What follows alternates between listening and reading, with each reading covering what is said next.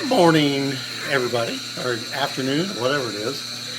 So I want to thank everybody that we talked to at the PRI show. It was a very, very good show for me. Met a lot of my vendors that we deal with on a daily or weekly, monthly basis, and it was great to meet some of them new and talk to them about situations and so forth moving forward.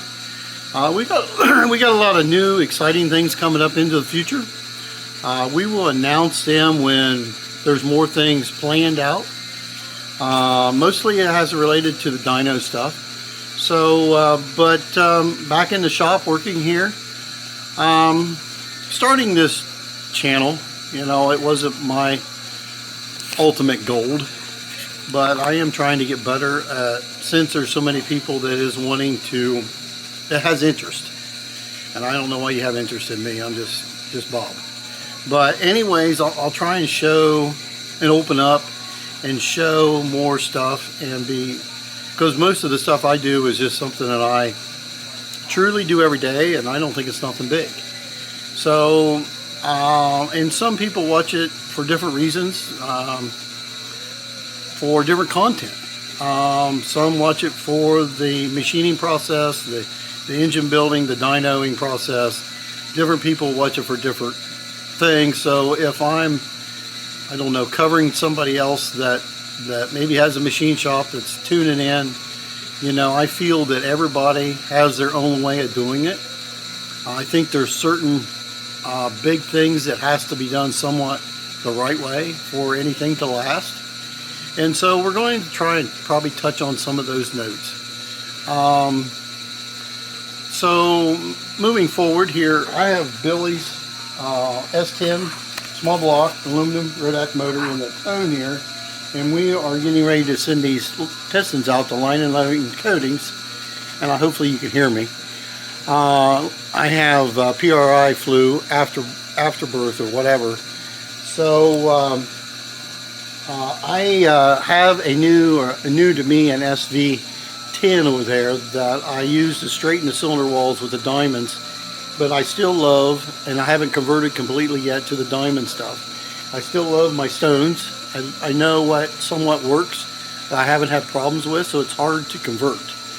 But that being said, so I've taken it out of there for straightenings, and it does the job easily, and you don't have to work hard at it. It just takes care of itself. It does a very good job on making them straight. Now I come over here to kind of put my touch on it that I've gotten used to doing.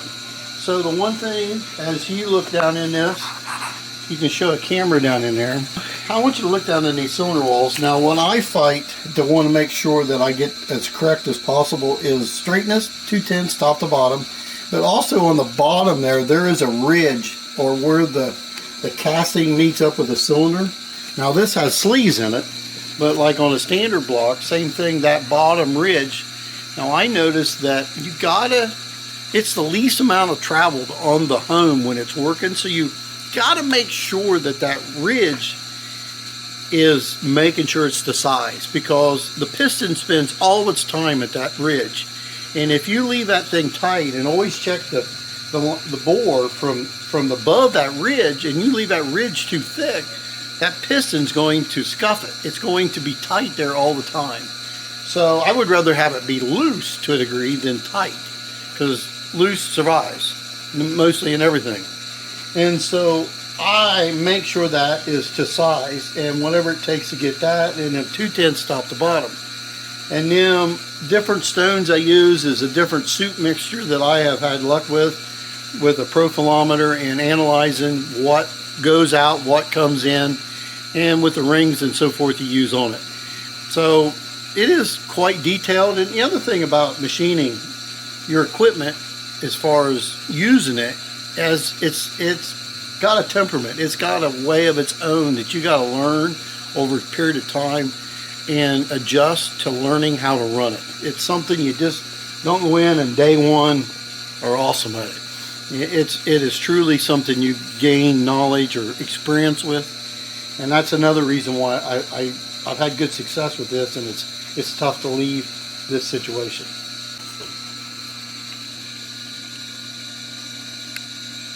Right there. right there. And then we also do it this way.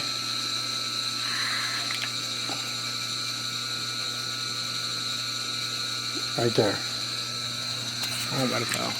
So this is what I was talking about on the ridge. So I'm about an inch up from the bottom. See, it shows 1, and so when you go down, see, it goes up to about 1.5 or 1 and 3 or 4 tenths. And the other thing is same thing on the top. So you can clean stuff up to a degree to make it perfect. And like I said, I showed you one that was where I was wanting it with the 2 tenths. Now the other thing is I strongly recommend people to do this.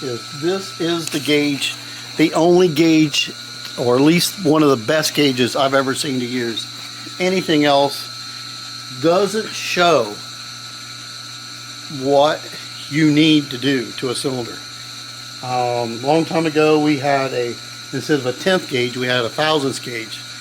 And one day it broke, and so I moved into my 10th gauge on this machine, and I learned so much, or saw so much imperfections that I was missing with a 1,000th gauge. So highly recommend that.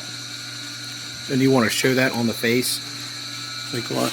Like just the reading. So you see every one of those big numbers on focus.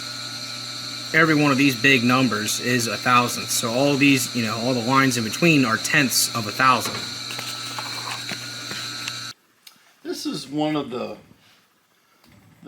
more sticking or harder to explain to people every time they ask me to do a job that I think a lot of people don't know is main journal line honing situations. So we check our bearing clearances with the same sun and dial bore gauge, 10th gauge, and we check them up and down, and then we also check them diagonal. Now what I'm looking for on the up and down is basically 1,000ths per inch of diameter, give or take a little depending on situations and race and street, and also the weight of oil you're going to use. So if it's a 10W40, I may tighten it up a little bit, being a street car. If it's a race application, I'm running 20W50, I may loosen it up a little bit. But this is the one thing that you see an awful lot is so when you go diagonal where it should get bigger, well, in this situation here, it goes to where it goes to 2,000ths on one side and 4,000ths on the other, as if the cap has shifted or it's an egg. Now this cap has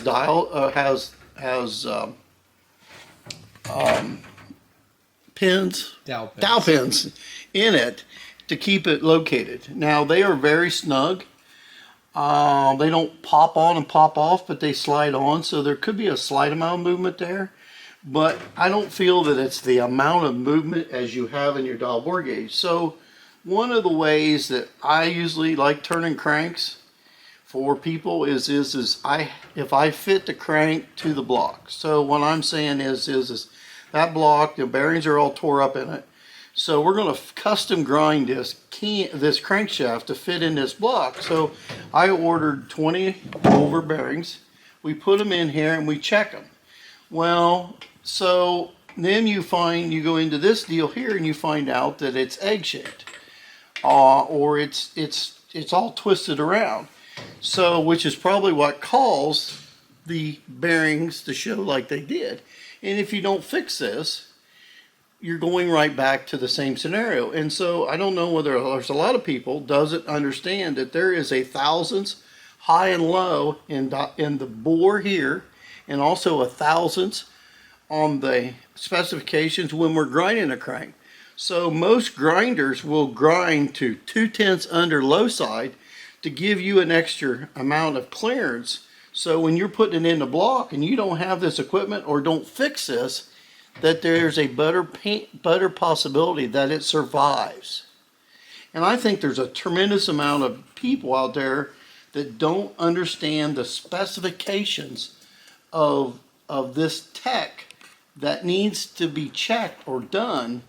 And as you get into stock blocks they're all off. I mean, and you got to remember, these blocks are what, 50, 60 years old, and so there, as this core shift and all this stuff happens, you know, and now we're trying to, you know, line them up. It's just a recipe for disaster in a lot of cases if you don't check them. And so this is this 326 Pontiac, and he's wanting to document this repair. And so this repair is we're going to line hone this. We're going to put the clearances in it, put the line hone back to specifications on the large size, but it's still got within specifications, will help open up the bearing clearances a little bit, but also fit it. And then we can grind the crank to fit it appropriately. So I guess it's another tech tip. I see that is a major concern out there in the industry that people don't observe closely or don't take to heart. Really, I just saw a guy on the internet was like, you know, he had some rod bearings out of it or whatever, and he was just going to throw another crank in. And if you don't remachine all this stuff, it doesn't live. It's a waste of time. So I'll leave it with that. We'll probably come back and show you some videos after we line hone it and we get it to size. We're going to touch it off with a line hone, and then we're going to put the bearings back in, re-mic them, see how it turns out to be, and see if we can get something where we like. Alrighty, I got a set of Dart cast heads that, you know, that was made years ago. He wanted a valve job and stuff done on them, but I'll try and put a picture in there that when I started, it had set with water in it, and when you set with water in cast iron, you know how it eats up the valve type where the guide would be. So the only way to fix this was put new guides in it. So I went in there and put new guides in it, blended them. So this guide comes in as a big old chunk of piece of metal, and so then you massage it to make it look pretty and functional. And he also wants us to throw it on the flow bench and see what it flows. I put 208s, 1/6 valves in it. So you know, we kind of blended them in here a little bit. There was a couple markings in there that we just kind of just cleaned up. We didn't do any porting of anything. We'll show you what it makes.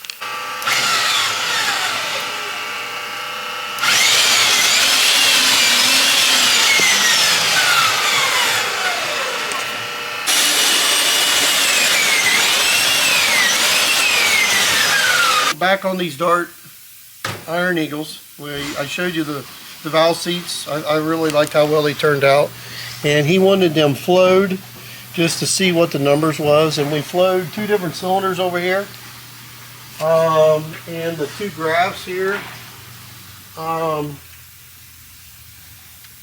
It was basically 270 is what the top is at 700 lift.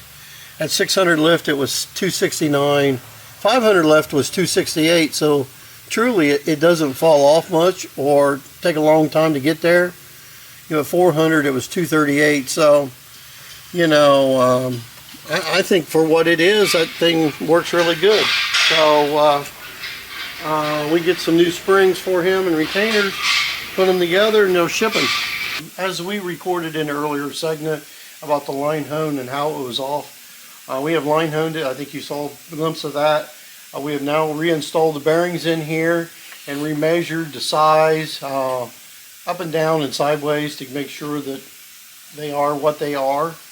And just finishing up on that, because now it'll probably be a week or so before we put out another video with us closing down. So before I forget, everybody have a Merry Christmas. And we got one other thing to show you.